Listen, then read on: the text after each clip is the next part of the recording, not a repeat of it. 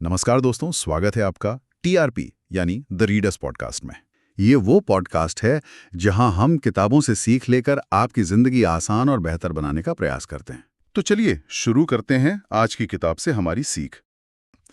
आज हम एक ऐसी किताब के कुछ विचारों में गहरे उतरेंगे जिसने लाखों लोगों की सोच को सच में बदला है। नेपोलियन हिल की थिंक एंड ग्रो रिच। हाँ बिल्कुल। ये 1937 में आई थी। सोचिए जरा, करीब करीब एक सदी पहले। और इसका दावा है कि सोच और कुछ खास सिद्धांत आपको दौलत और सफलता दिला सकते हैं। काफी बड़ा दावा है वैसे। हाँ, तो हमारे पास इसके मूल 1937 संस्करण के कुछ हिस्से हैं। ये अब पब्लिक डोमेन में है और इसे 2007 में thinkandgrowrichebook.com ने फिर से छापा था। ठीक है। तो हमारा मिशन क्या है आज? हम इस किताब की कुछ सबसे दमदार विचारों और कहानियों को खंगालेंगे, जैसे इच्छा शक्ति, विश्वास, वो हार ना मानने वाली जिद, डर पर काबू पाना। और ये समझने की कोशिश करेंगे कि ये सिद्धांत जो इतने पुराने हो गए हैं, आज भी लक्ष्य पाने में कैसे काम आ सकते हैं। क्या ये सिर्फ पुरानी बातें हैं या इनमें आज भी दम है? चलिए पता लगाते हैं। हाँ, देखते हैं। तो किताब की शुरुआत ही एक बड़े दावे से होती है। विचार वास्तव में चीजें हैं। Thoughts are things. सुनने में थोड़ा अजीब लगता है ना? हाँ, कि सिर्फ सोचने से चीजें कैसे बन सकती हैं। हिल कहते हैं ये तब होता है जब विचार में एक पक्का इरादा हो, उसे पाने की जिद हो और सबसे बढ़कर उसे हकीकत बनाने की एक धधकती हुई इच्छा हो। बर्निंग डिजायर जिसे वो कहते हैं। हाँ, वही। इसकी एक कमाल की कहानी है एडविन सी बार्न्स की। उनके मन में एक जुनून था कि महान आविष्कारक थॉमस एडिसन के साथ बिजनेस पार्टनर बनना है। पार्टनर बनना, हाँ, उनके लिए काम करना नहीं। बिल्कुल। पैसे बिल्कुल नहीं थे, तो वो मालगाड़ी में छुपकर एडिसन तक पहुंच गए।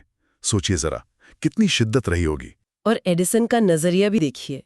उन्होंने बाद में बताया कि बार्न्स जब उनके सामने आए तो वो एक आम आवारा जैसे लग रहे थे, पर उनकी आंखों में, उनके चेहरे पर एक ऐसी चमक थी, एक ऐसा इरादा था जिसे अनदेखा नहीं किया जा सकता था। अच्छा। इतनी बुरी तरह चाहता है, मतलब इतना कि वो अपना सब कुछ दांव पर लगा दे तो वो कामयाब होकर ही रहता है। ये देखकर उन्होंने बार्न्स को मौका दे दिया। हाँ, लेकिन मौका मिलते ही वो सीधे पार्टनर तो नहीं बन गए होंगे? नहीं नहीं, बिल्कुल नहीं। उन्होंने कम तनख्वाह पर काम शुरू किया, कोई भी छोटा मोटा काम करने को तैयार थे, पर उनका असली लक्ष्य, वो पार्टनरशिप वाला, वो हमेशा दिमाग में साफ था। तो वो बस मौके का इंतजार कर रहे थे? हाँ, वो एडिसन के दफ्तर में सिर्फ हाजिरी नहीं लगा रहे थे, वो उसे एक मौके का इंतजार कर रहे थे जो उन्हें पार्टनरशिप तक ले जाए। और वो मौका आया? बिल्कुल, वो मौका आया एडिफोन नाम की एक नई डिक्टेटिंग मशीन के साथ। एडिसन के सेल्समैन उसे बेचने में हिचक रहे थे, शायद उन्हें मुश्किल लग रहा था। अच्छा। बार्न्स ने ये मौका लपका। हाँ। और उसे इतनी कामयाबी से बेचा कि एडिसन ने उन्हें पूरे देश में उसे बेचने और बांटने का कॉन्ट्रैक्ट दे दिया। वाह। और इसी कामयाबी से उनका वो नारा मशहूर हुआ, made by Edison and installed by Barnes. वो एडिसन के साथ बिजनेस में सफल हुए क्योंकि उनकी इच्छा सिर्फ एक ख्वाहिश नहीं थी, वो एक जुनून बन चुकी थी। हिल कहते हैं कि उन्होंने पीछे हटने के सारे पुल जला दिए थे, बर्न्ड ऑल ब्रिजेस। उनके पास कामयाब होने के सिवा कोई चारा ही नहीं बचा था। ये पीछे हटने के सारे पुल जला देना वाली बात, ये सोचने पर मजबूर करती है। हिल ने तो बाकायदा इच्छा को पैसे में बदलने के 6 कदम बताएं। जी। क्या ये वाकई काम करते होंगे? हाँ, उन्होंने एक पूरा सिस्टम दिया है। पहला कदम है, मन में ठीक ठीक तय करें कि कितना पैसा चाहिए। सिर्फ बहुत सारा पैसा नहीं, एक पक्की रकम। हाँ, ये सटीकता, ये प्रिसिजन बहुत जरूरी है उनके हिसाब से। दूसरा कदम, तय करें कि इस पैसे के बदले आप देंगे क्या, क्योंकि हिल का मानना है कि भाई बिना कुछ दिए कुछ मिलता नहीं। सही बात है। तीसरा, एक निश्चित तारीख तय करें। चौथा, एक पक्की योजना बनाएं कि कैसे हासिल करेंगे और उस पर तुरंत काम शुरू करें, चाहे आप तैयार हो या नहीं। तुरंत मतलब इंतजार नहीं करना? बिल्कुल नहीं। और पांचवा, ये सब कुछ लिखें। रकम, बदले में क्या देंगे, तारीख, योजना, सब कुछ साफ साफ। और छठा कदम, जो मुझे सबसे दिलचस्प और शायद सबसे मुश्किल भी लगता है, इस लिखे हुए बयान को रोज 2 बार पढ़ना है, सोने से पहले और सुबह उठने के बाद, जोर से। हाँ, और सिर्फ पढ़ना नहीं है, वही पढ़ते समय ये महसूस करना है और विश्वास करना है कि वो पैसा पहले से ही आपके पास है। ये एक्टिंग एज इफ वाली बात है ना, जैसे वो हो ही चुका है। बिल्कुल। यहीं पर वो बर्निंग डिजायर वाला सिद्धांत काम आता है।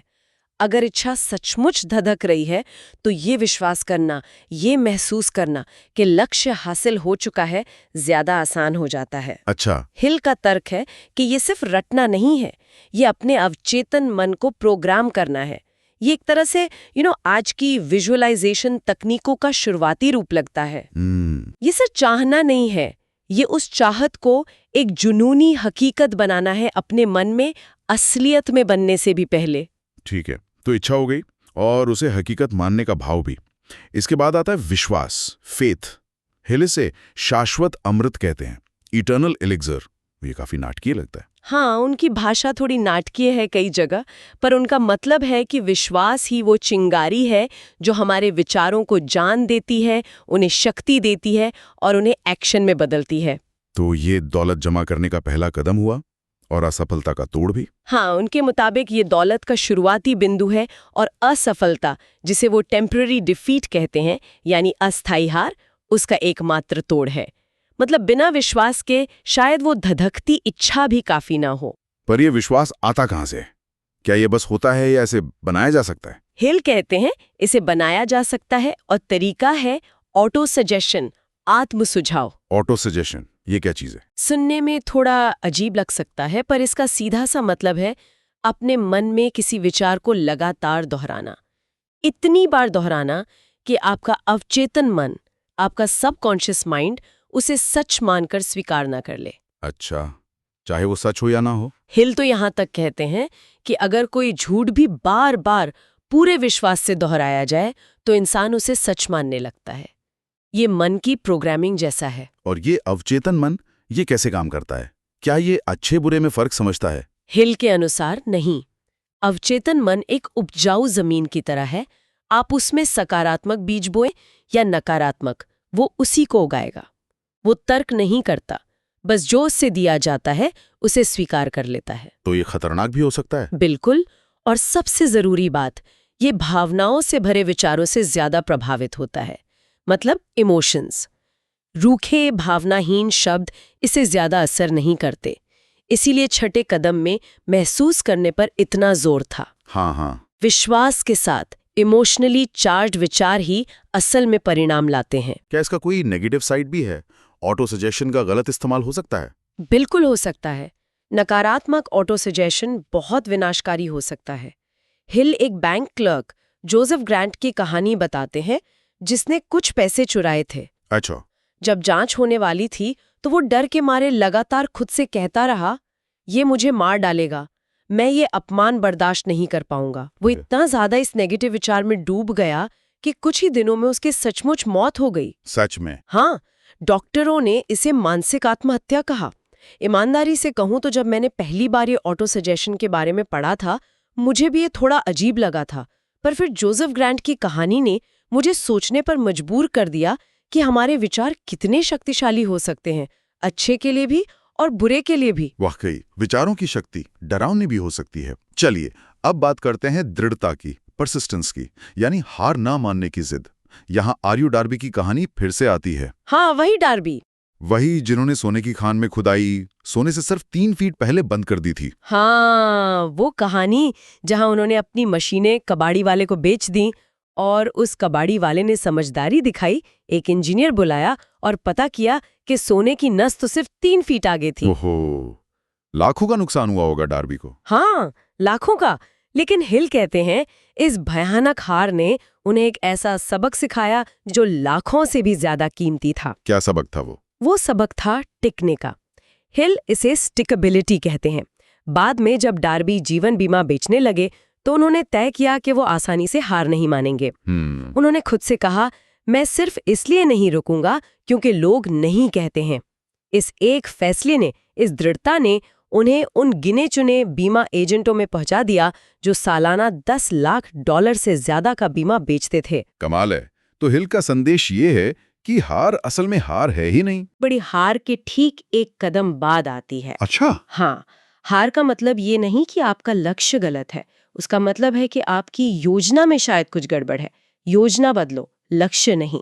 कोई भी तब तक नहीं हारता जब तक वो अपने मन में हार ना मान ले। किताब में दृढ़ता के और भी उदाहरण हैं। हेनरी फोर्ड का V8 इंजन बनाने का संकल्प, हाँ, वो कहानी भी जबरदस्त है। जब उनके सारे इंजीनियरों ने हाथ खड़े कर दिए, कहा यह असंभव है, फोर्ड ने बस इतना कहा, इसे बनाओ, मैं इसे चाहता हूं और मुझे ये मिलेगा। और वो तब तक डटे रहे जब तक वो बन नहीं गया। बिल्कुल। या उस महान योद्धा की कहानी जिसने दुश्मन के इलाके में पहुंचकर अपनी सारी नावें जलवा दी, हाँ, ताकि सैनिकों के पास जीतने या मरने के अलावा कोई और रास्ता ही ना बचे। वही पीछे हटने के पुल जलाना। सही। मार्शल फील्ड की कहानी भी ऐसी है। शिकागो की भयानक आग में जब उनका पूरा स्टोर जलकर राख हो गया, तो उन्होंने उसी जगह खड़े होकर कहा, इसी जगह मैं दुनिया का सबसे बड़ा स्टोर बनाऊंगा। और उन्होंने बनाया भी। ये सब दिखाता है कि दृढ़ता सिर्फ इच्छा शक्ति नहीं है, ये एक सचेत निर्णय है। लेकिन ये दृढ़ता आती कहाँ से? क्या ये बस कुछ खास लोगों में होती है? हिल इसे विकसित करने का कोई तरीका बताते हैं? हाँ, वो 4 कदम बताते हैं इसे बनाने के। पहला, एक निश्चित उद्देश्य होना चाहिए, डेफिनेटनेस ऑफ पर्पस, और उसे पाने की धधकती इच्छा, बर्निंग डिजायर। बिना मजबूत क्यों के टिके रहना बहुत मुश्किल है। ठीक है। दूसरा, एक निश्चित योजना, डेफिनेट प्लान, जिस पर लगातार काम किया जाए, कंटिन्यूअस एक्शन। तीसरा, अपने मन को नेगेटिव और हतोत्साहित करने वाले प्रभावों से बचाना, a mind closed tightly against negative influences. इसमें रिश्तेदारों, दोस्तों की राय भी शामिल है। त्रिपूर्ण गठबंधन बनाना, फ्रेंडली अलायंस, जो आपको प्रोत्साहित करे और आपकी योजनाओं में आपका साथ दें। इसे हिल मास्टरमाइंड कहते हैं, जिस पर हम आगे बात करेंगे। मास्टरमाइंड, ठीक है। ये लोग आपको तब सहारा दे सकते हैं जब आपकी हिम्मत जवाब देने लगे। दिलचस्प बात यह है कि हिल ने दृढ़ता की कमी के 16 लक्षण गिनाए हैं और कहते हैं उनमें सबसे आम और खतरनाक है आलोचना का डर, फियर ऑफ क्रिटिसिज्म। लगता है ये डर कई चीजों की जड़ है। हाँ, ये बार बार आता है। अच्छा, अब एक और जरूरी चीज पर आते हैं, ज्ञान, नॉलेज। हम अक्सर सुनते हैं ज्ञान ही शक्ति है, नॉलेज इज पावर। लेकिन हिल इससे पूरी तरह सहमत नहीं है। हाँ, उनका कहना है कि ज्ञान अपने आप में शक्ति नहीं है, ये सिर्फ संभावित शक्ति है, पोटेंशियल पावर। अच्छा, मतलब ज्ञान शक्ति तब बनता है जब उसे ऑर्गेनाइज किया जाए, प्रैक्टिकल प्लान्स में ढाला जाए और किसी निश्चित लक्ष्य को पाने के लिए इस्तेमाल किया जाए। बहुत से पढ़े लिखे लोग असफल रह जाते हैं क्योंकि वो अपने ज्ञान को इस्तेमाल करना नहीं जानते। तो फिर शिक्षित होने का असली मतलब क्या हुआ? डिग्री लेना नहीं। हिल के अनुसार शिक्षित वो व्यक्ति है जिसने अपने मन को इस तरह विकसित कर लिया है कि वो जो चाहे उसे दूसरों के अधिकारों का हनन किए बिना हासिल कर सके। शिक्षित व्यक्ति जानता है कि जरूरत पड़ने पर ज्ञान कहाँ से मिलेगा और इसे किसी निश्चित लक्ष्य को पाने के लिए एक्शन प्लान में कैसे बदलना है। हेनरी फोर्ड वाला किस्सा याद है? हाँ, वो कोर्ट केस वाला। हाँ, जब उन पर अज्ञानी होने का इल्जाम लगा था। बिल्कुल। फोर्ड ने माना कि उन्हें बहुत सी फालतू बातें नहीं पता, लेकिन उन्होंने कोर्ट में कहा कि उनकी डेस्क पर बटनों की एक कतार है जिसे दबाकर वो ऐसे एक्सपर्ट्स को बुला सकते हैं जो उनके किसी भी सवाल का जवाब दे सकते हैं। अच्छा, उनका तर्क था, मैं क्यों अपने दिमाग को ऐसी जानकारी से भरूं जो मैं जरूरत पड़ने पर आसानी से हासिल कर सकता हूं। पॉइंट ये है कि आपके दिमाग में कितना ज्ञान भरा है ये उतना जरूरी नहीं जितना ये कि आप जरूरत पड़ने पर सही ज्ञान कैसे जुटाते हैं और उसे इस्तेमाल कैसे करते हैं। तो अगर हमें किसी खास फील्ड में सफल होना है तो हमें विशिष्ट ज्ञान चाहिए, स्पेशलाइज्ड नॉलेज। सामान्य ज्ञान से काम नहीं चलेगा। हाँ, लक्ष्य के लिए जरूरी विशिष्ट ज्ञान चाहिए। और ये कैसे हासिल करें? पहले तय करें कि किस तरह का ज्ञान चाहिए और क्यों चाहिए। फिर स्रोत चुनें, अपना अनुभव और प्रयोग, कॉलेज या यूनिवर्सिटी, लाइब्रेरी, किताबें, पत्रिकाएं वगैरह, या फिर स्पेशल ट्रेनिंग कोर्स जैसे रात के स्कूल, आजकल online course, home study. Home study पर काफी जोर देते हैं। हाँ, क्योंकि वो कहते हैं कि ये आत्म अनुशासन सिखाता है। ज्ञान हासिल करने के बाद उसे व्यवस्थित करना और इस्तेमाल करना सबसे जरूरी है। सिर्फ जानना काफी नहीं है, उसे इस्तेमाल में लाना ही असली खेल है। और क्या ये सीखने का सिलसिला कभी खत्म होता है? हिल कहते हैं कभी नहीं। सफल लोग अपने मुख्य लक्ष्य से जुड़ा विशिष्ट ज्ञान हासिल करना कभी बंद नहीं करते। स्कूल खत्म होने का मतलब सीखना खत्म होना नहीं है।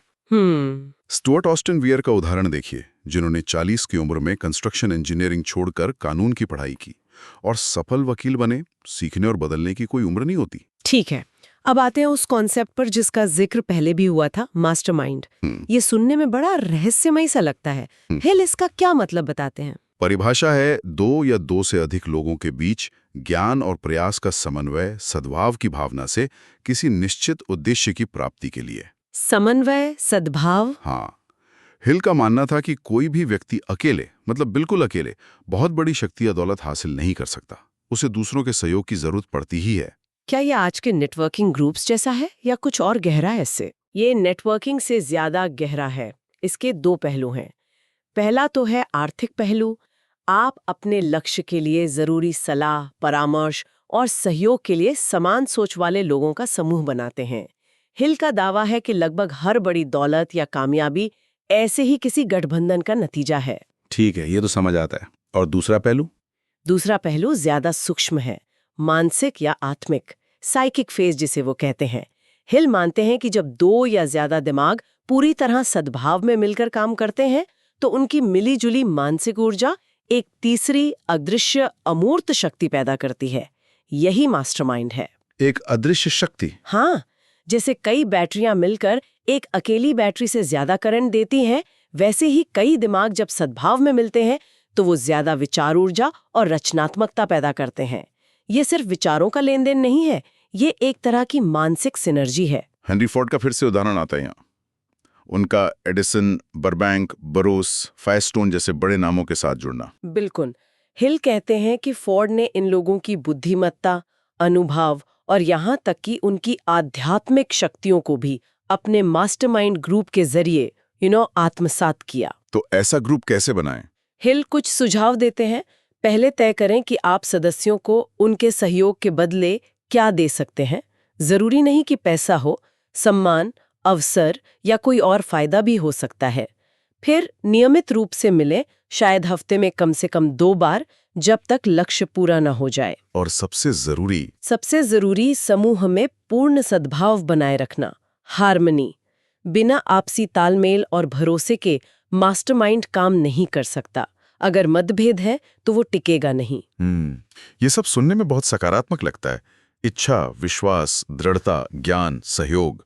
लेकिन एक बड़ी रुकावट भी है जिसका हिल जिक्र करते हैं, डर, फियर। हाँ, और ये बहुत ही महत्वपूर्ण हिस्सा है किताब का। हिल 6 बुनियादी डरों की पहचान करते हैं। गरीबी का डर, आलोचना का डर, खराब सेहत का डर, प्यार खोने का डर, बुढ़ापे का डर और मौत का डर। 6 डर। हाँ, वो कहते हैं ये डर हमारे मन पर धीरे धीरे कब्जा करते हैं और इनकी शुरुआत अक्सर होती है अनिर्णय से, इनडिसीजन, यानी फैसले न ले पाने की आदत से। अनिर्णय? तो इनमें से कौन सा डर सबसे ज्यादा खतरनाक है? हिल गरीबी के डर को, फियर ऑफ पॉवर्टी को सबसे विनाशकारी मानते हैं। गरीबी का डर क्यों? वो इसकी जड़ें इंसान के दूसरे इंसान का आर्थिक शोषण करने की प्रवृत्ति में देखते हैं। इसके लक्षण क्या हैं? वही अनिर्णय, शक करना जो अक्सर बहाने बनाने या दूसरों की कामयाबी से जलने में दिखता है, चिंता करना, दूसरों में नुक्स निकालना, चादर से ज्यादा पैर फैलाना, नशे की लत, जरूरत से ज्यादा सावधानी बरतना, हमेशा बुरा पहलू देखना, सही वक्त का इंतजार करते रहना और टालमटोल करना, प्रोक्रेस्टिनेशन। हाँ, वो भी। ये डर हमें बड़े कदम उठाने से रोकता है, हमें सेफ जोन में रखता है। और दूसरा बड़ा डर जिसका जिक्र पहले भी आया था, आलोचना का डर, फियर ऑफ क्रिटिसिज्म। ये तो आज सोशल मीडिया के जमाने में और भी ज्यादा लगता है। बिल्कुल। ये डर हमारी पहल करने की क्षमता को मार देता है, हमारी कल्पना को बांध देता है, हमारा आत्मविश्वास छीन लेता है। इसके लक्षण क्या हैं? जरूरत से ज्यादा शर्मीलापन, आत्मविश्वास की कमी, अपनी राय ना रख पाना, हीन भावना, फिजूल खर्ची, दूसरों की बराबरी करने या दिखाने के लिए पहल ना करना, महत्वाकांक्षा की कमी।